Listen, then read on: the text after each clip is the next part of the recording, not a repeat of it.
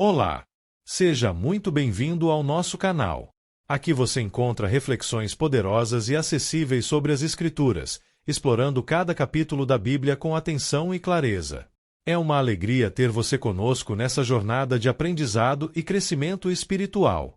Primeiramente, quero agradecer ao nosso Senhor, Jesus Cristo, pela oportunidade de estar fazendo este vídeo para vocês e agradecer aos mesmos pelo tempo disponibilizado para assistir. Muito obrigado. Lembrando, primeiro faço a leitura da palavra, depois apresento os significados e no final informo a conexão com o Antigo Testamento. Se você achar melhor ouvir a conexão com o Antigo Testamento, basta ir para a numeração que aparece na tela. Este é o momento onde inicio a conexão. Fica o convite para ouvir a palavra e seu significado.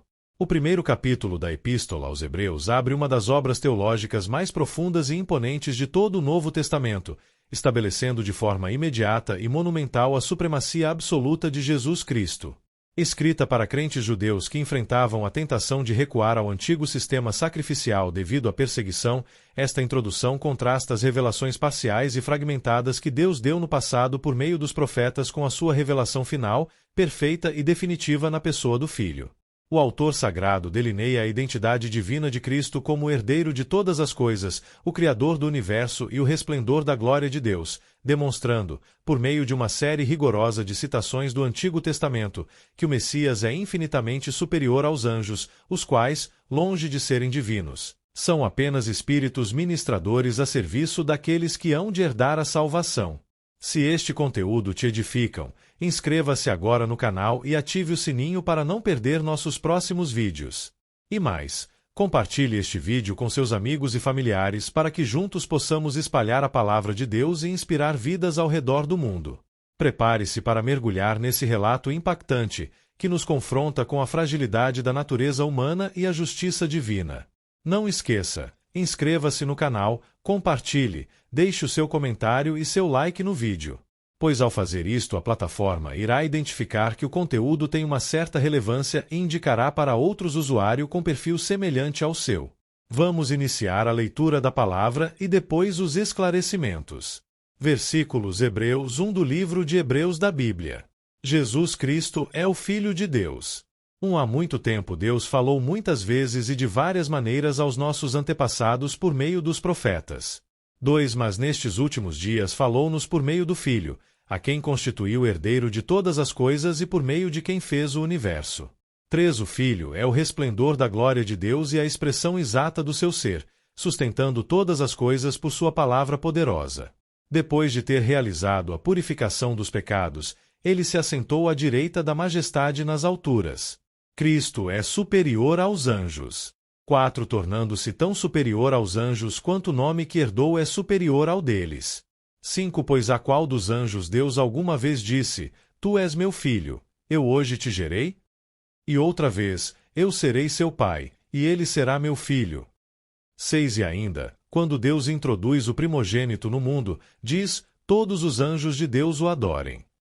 7 Quanto aos anjos, ele diz, ele faz dos seus anjos ventos e dos seus servos clarões reluzentes. 8 Mas a respeito do Filho, diz, o teu trono, ó Deus, subsiste para todo sempre, cetro de equidade é o cetro do teu reino. 9 Amas a justiça e odeias a iniquidade. Por isso Deus, o teu Deus, escolheu-te dentre os teus companheiros, ungindo-te com óleo de alegria. 10 E também diz, no princípio, Senhor, firmaste os fundamentos da terra, e os céus são obras das tuas mãos. 11 Eles perecerão, mas tu permanecerás, envelhecerão como vestimentas. 12 Tu os enrolarás como um manto, como roupas eles serão trocados. Mas tu permaneces o mesmo, e os teus dias jamais terão fim. 13 A qual dos anjos Deus alguma vez disse, senta-te à minha direita, até que eu faça dos teus inimigos um estrado para os teus pés? 14 Os anjos não são, todos eles, espíritos ministradores enviados para servir aqueles que hão de herdar a salvação? Análise textual. Logo depois terá uma compreensão ao Antigo Testamento. A voz definitiva de Deus, a glória do Filho e sua superioridade absoluta. O livro de Hebreus é uma das obras mais profundas e majestosas de todo o Novo Testamento. Escrita para cristãos de origem judaica que enfrentavam severa perseguição, a carta tinha um objetivo claro: impedir a apostasia, o abandono da fé. Diante da pressão para retroceder ao antigo sistema de rituais, sacrifícios e leis do judaísmo, o autor ergue os olhos dos leitores para a supremacia absoluta de Jesus Cristo. O capítulo 1 funciona como uma abertura sinfônica. Em vez de saudações iniciais, o texto mergulha direto na mais alta cristologia, o estudo sobre quem é Cristo, estabelecendo que Jesus não é apenas mais um profeta ou um mestre, mas a revelação final e cósmica do próprio Deus, infinitamente superior a qualquer criatura celestial. O tema central deste capítulo é: Jesus Cristo é a revelação final e perfeita de Deus, o Criador e sustentador do universo, cuja essência divina e obra redentora o colocam em uma posição de superioridade absoluta sobre os anjos. Primeiro, da revelação fragmentada à palavra encarnada, versículos 1 e 2. O que o autor está ensinando? O autor começa traçando um contraste histórico e teológico sobre como Deus se comunica com a humanidade. No passado, há muito tempo, Deus falou aos antepassados da nação de Israel. Ele fez isso muitas vezes e de várias maneiras, por meio de sonhos, visões, teofanias, aparições divinas e símbolos, utilizando os profetas como porta-vozes. Essa revelação era verdadeira, mas era progressiva e fragmentada. Cada profeta trazia apenas uma peça do quebra-cabeça. Contudo, a história chegou ao seu ponto culminante, mas nestes últimos dias falou-nos por meio do Filho. Jesus não é apenas mais um canal de comunicação, ele é a própria mensagem. O autor atribui a esse Filho duas prerrogativas divinas impressionantes. Um herdeiro de todas as coisas, o universo inteiro pertence a ele por direito de filiação. 2. Arquiteto da criação. Foi por meio do Filho que Deus trouxe à existência o próprio universo, o tempo, o espaço e a matéria. A lição espiritual principal. Jesus Cristo é a palavra final e definitiva de Deus para a humanidade. Nenhuma revelação posterior, visão ou filosofia humana pode complementar ou corrigir o que foi revelado nele. Aplicações práticas. 1. Centralizar a vida em Jesus. Ao buscar conhecer a vontade de Deus, não dependa de experiências místicas ou de revelações modernas. Estude a vida, os ensinos e a obra de Jesus nos Evangelhos. 2. Reconhecer a autoridade de Cristo. Se o universo foi criado por meio dele e pertence a ele, a sua vida também deve ser governada pelos padrões e mandamentos dele. 3. Valorizar o tempo presente. Nós vivemos nos últimos dias, a era da graça inaugurada por Jesus.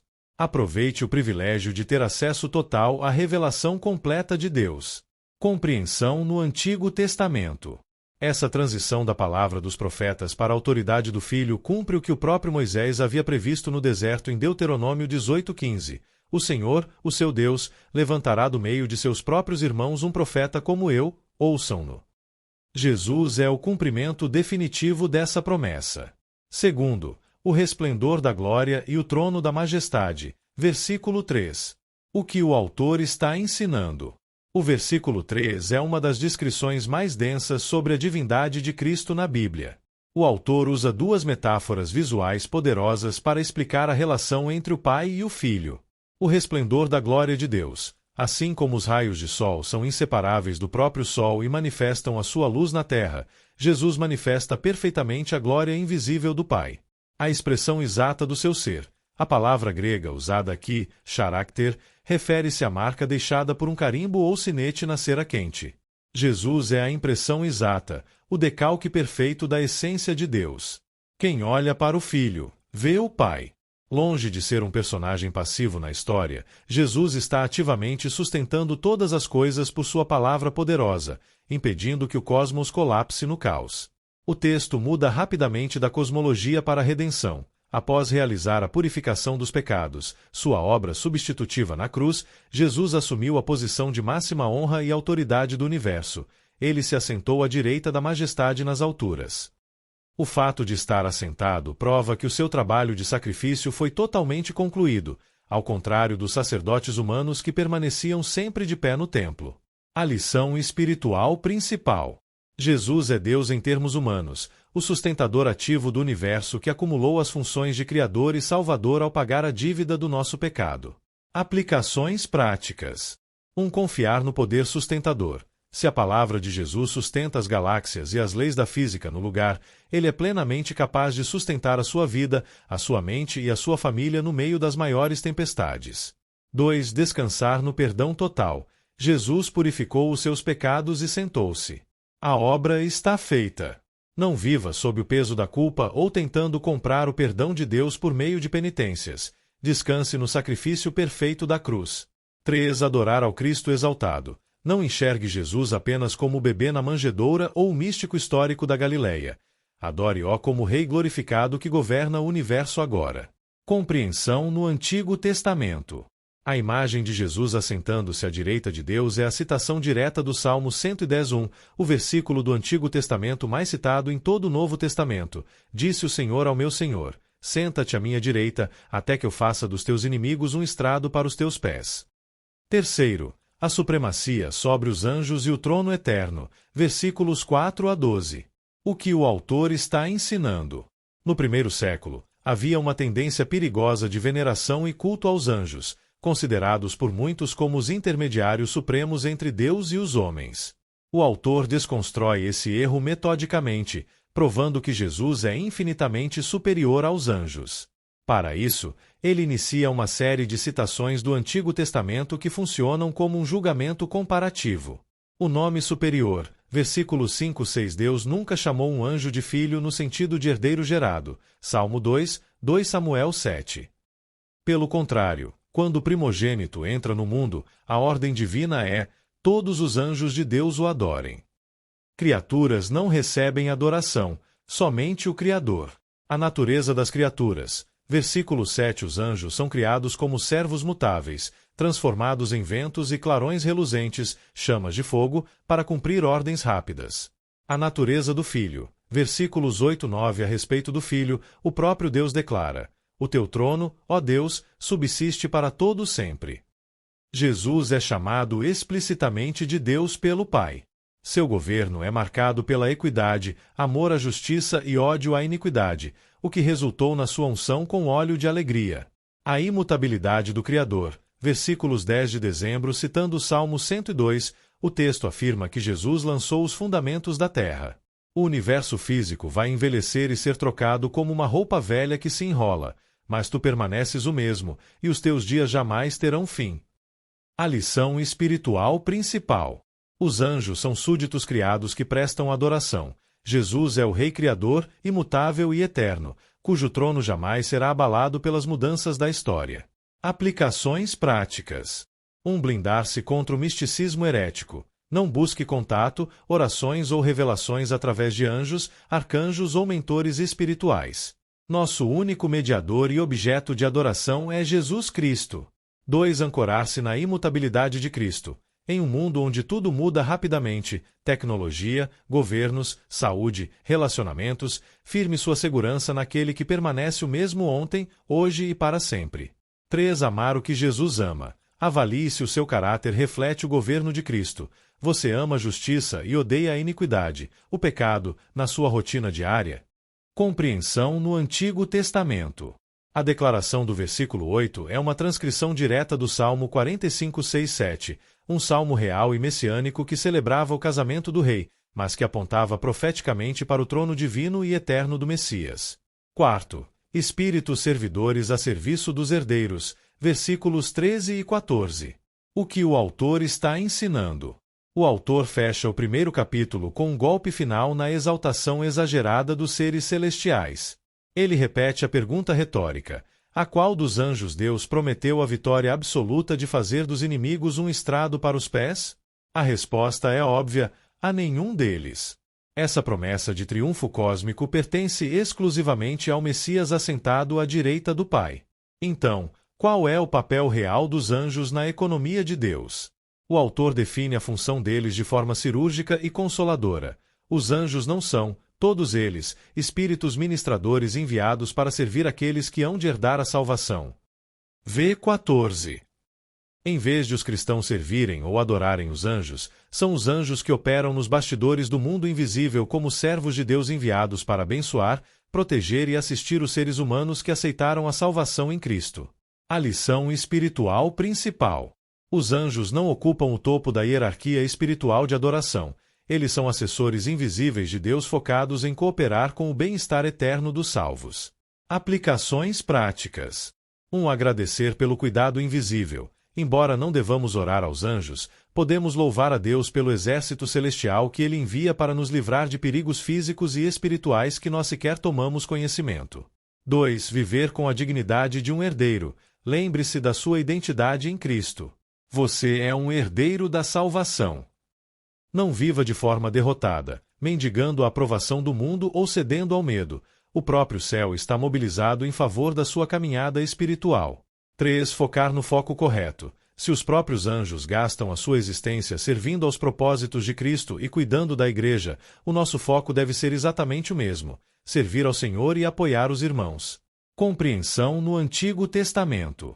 Essa atividade dos anjos como protetores dos servos de Deus é fartamente documentada na história de Israel. O Salmo 91:11 expressa essa mesma realidade de escolta celestial, porque a seus anjos ele dará ordens a seu respeito, para que o protejam em todos os seus caminhos. Resumo dos pontos-chave. Primeiro, Deus encerrou a revelação progressiva dos profetas ao falar de forma final e definitiva por meio do seu Filho, o herdeiro e criador do universo.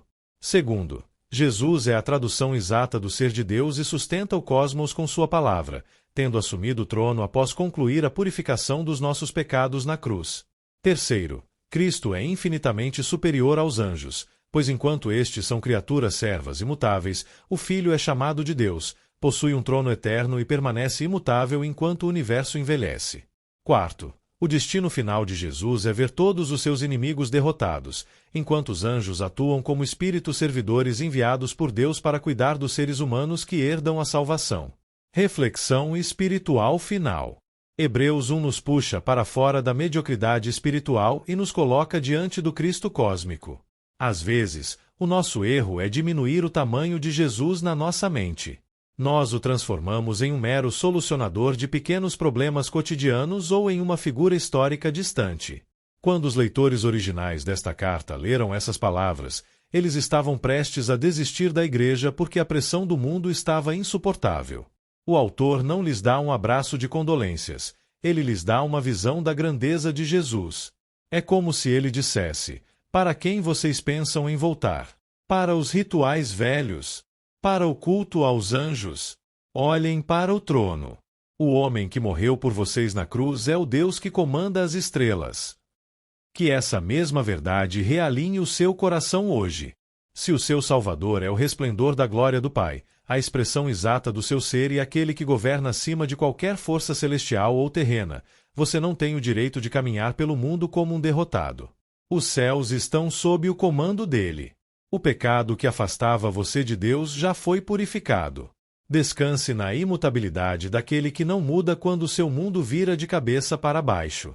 Adore o Filho, firme os seus pés na palavra final que ele pronunciou e caminhe com a certeza de que você é escoltado pelo cuidado do Deus que governa para todos sempre. Vou te explicar Hebreus 1 de forma simples e bem prática, destacando a mensagem principal e dividindo o texto em partes para mostrar as conexões com o Antigo Testamento.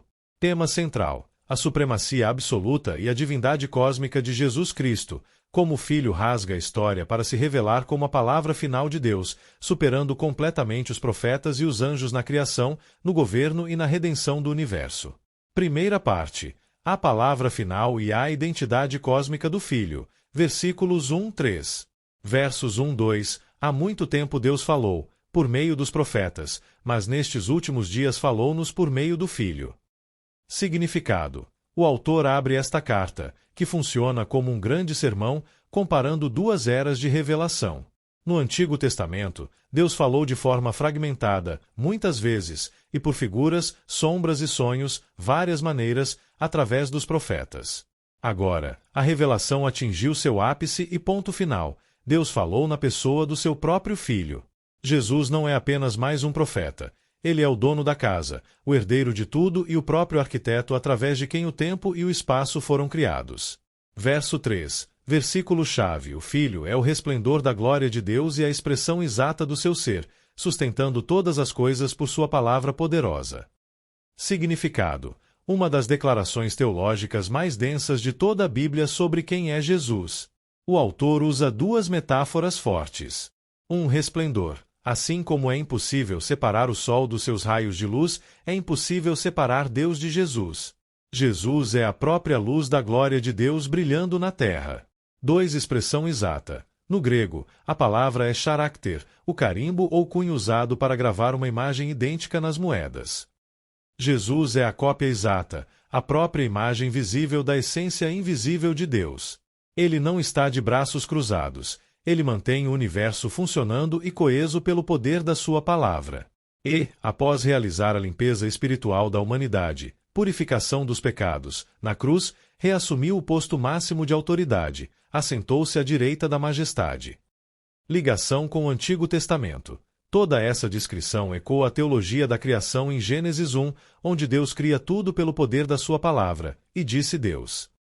O autor de Hebreus está dizendo de forma direta aos leitores judeus: a palavra que gerou o Gênesis é a mesma pessoa que morreu por vocês na cruz. Segunda parte. A superioridade de Cristo sobre os anjos, versículos 4, 7.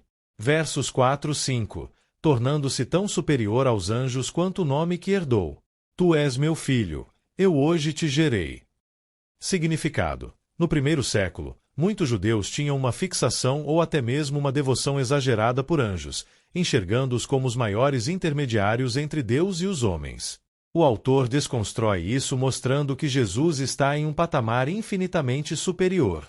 Ele herdou o nome de filho, uma posição de intimidade e autoridade legal que nenhum anjo jamais recebeu. Verso 6, 7. Diz: todos os anjos de Deus o adorem. Ele faz dos seus anjos ventos. Significado. Os anjos não são dignos de adoração, eles são os adoradores de Jesus. Enquanto as criaturas angelicais são mutáveis e criadas para servir como ferramentas da natureza, ventos e clarões, o Filho é o objeto de adoração dessas próprias criaturas desde a sua encarnação, quando Deus introduz o primogênito no mundo. Ligação com o Antigo Testamento. O autor inicia uma sequência impressionante de citações das escrituras hebraicas para provar sua tese. Ele cita o Salmo 2:7, Tu és meu filho, e 2 Samuel 7:14, a promessa messiânica feita a Davi. Para provar que os anjos devem adorar a Jesus, ele usa o Salmo 97:7, ou a versão grega de Deuteronômio 32:43. No verso 7, ele cita textualmente o Salmo 104:4 para definir a natureza criada e servil dos anjos. Terceira parte, o trono eterno do Filho, versículos 8, 12. Versos 8, 9. Mas a respeito do Filho, diz: o teu trono, ó Deus, subsiste para todo sempre. Significado. Enquanto os anjos mudam como o vento, o governo de Jesus é eterno e inabalável. O texto traz um choque teológico ao registrar o próprio Deus Pai chamando o Filho de Deus, o teu trono, ó Deus. Jesus governa com justiça perfeita, cetro de equidade, ama o que é certo e odeia a maldade. Por causa dessa integridade perfeita manifestada em sua vida terrena, ele recebeu a unção máxima de alegria. Versos 10, 12. No princípio, Senhor, firmaste os fundamentos da terra. Eles perecerão, mas tu permanecerás. Significado. O universo material não é eterno. Os céus e a terra vão envelhecer e se desgastar como uma roupa velha. No final da história, Jesus vai enrolar a criação atual como um manto gasto para substituí-la. Porém, a identidade, a existência e os anos de Jesus são imutáveis. Ele permanece exatamente o mesmo ontem, hoje e para sempre. Ligação com o Antigo Testamento. Nos versos 8 e 9, o autor cita o Salmo 45, 6, 7, um salmo de casamento real que ele aplica diretamente à divindade de Cristo.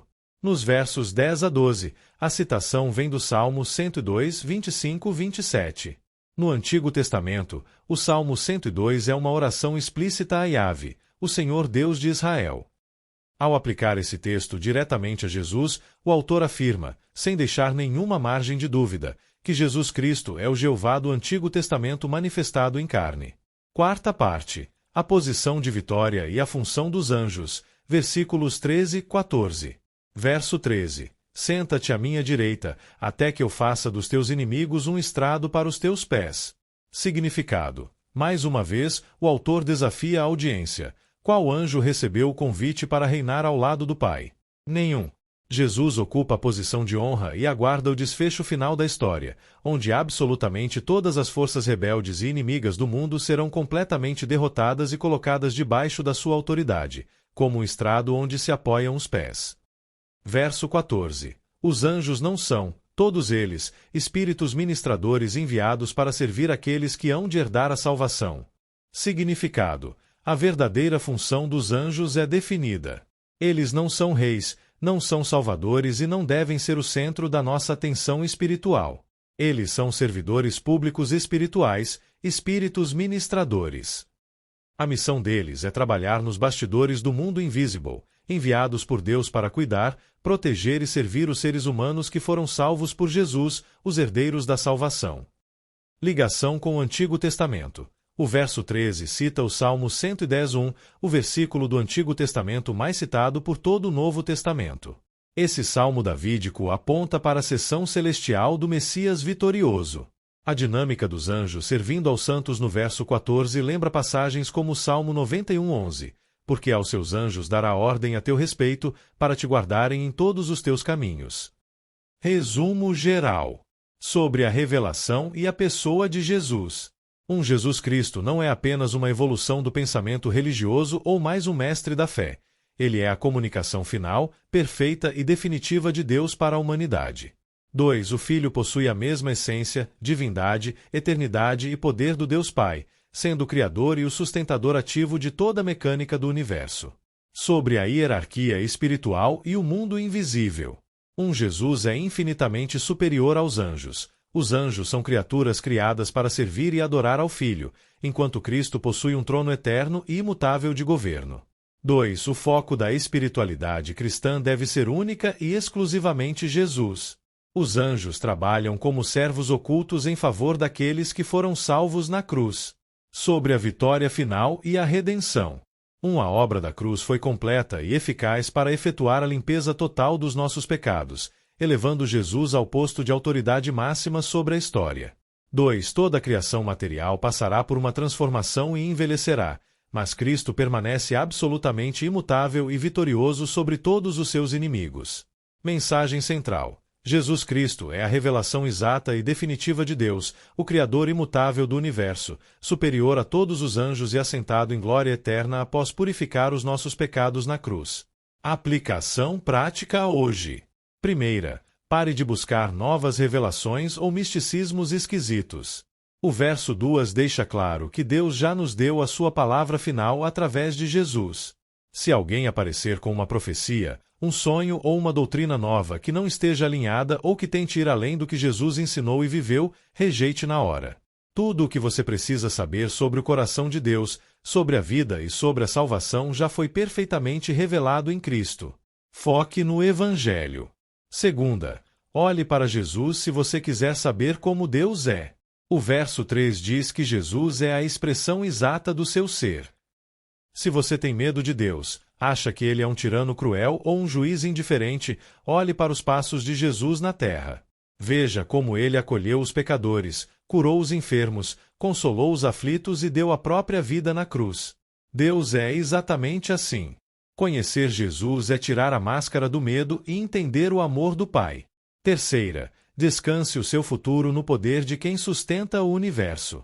Se a palavra poderosa de Jesus mantém as galáxias orbitando, os átomos coesos e o oxigênio disponível, verso 3, ele tem poder de sobra para cuidar da sua vida, da sua família e do seu sustento nesta semana. Pare de viver sufocado pela ansiedade em relação ao amanhã. O dono do universo está no controle da sua história. Quarta, não caia na obsessão pelo mundo espiritual invisível ou por batalhas espirituais antibíblicas. Não ore para anjos, não busque contato com eles e não gaste a sua energia tentando desvendar mistérios do mundo angelical. Lembra do verso 14. Os anjos são apenas servidores que trabalham nos bastidores para te abençoar. Quem merece a sua adoração, o seu clamor, o seu tempo e o seu foco diário é apenas Jesus. Direcione as suas orações exclusivamente ao trono da graça. Quinta, entenda que a sua culpa foi completamente apagada por um trabalho bem feito. O verso 3 diz que Jesus só se assentou no trono depois de ter realizado a purificação dos pecados. Isso significa que o problema da sua culpa e do seu passado foi resolvido de uma vez por todas na cruz. Se você já confessou seus erros a Deus, pare de se autopunir ou de aceitar as cobranças do diabo na sua mente. A limpeza feita por Jesus foi 100% eficaz. Você está limpo e livre para recomeçar. Sexta, ancore a sua segurança em quem nunca muda. A economia oscila, os governos mudam, pessoas que você ama falham, a sua saúde pode passar por crises e o próprio mundo vai envelhecer como uma roupa. Verso 11. Se você colocar a sua felicidade nas coisas materiais ou nas pessoas, você vai quebrar a cara. Coloque a sua esperança no verso 12, mas tu permaneces o mesmo. Jesus é a única rocha firme e imutável em meio ao caos do mundo moderno. E chegamos ao fim de mais um vídeo. Espero que você tenha gostado e aprendido algo novo com a gente. Se você curtiu o conteúdo, não esqueça de deixar o seu like, seu comentário, além de compartilhar e se inscrever no canal. Isso ajuda muito, para continuarmos a trazer conteúdos incríveis para você. Obrigado por assistir, nós encontramos no próximo vídeo. Até mais!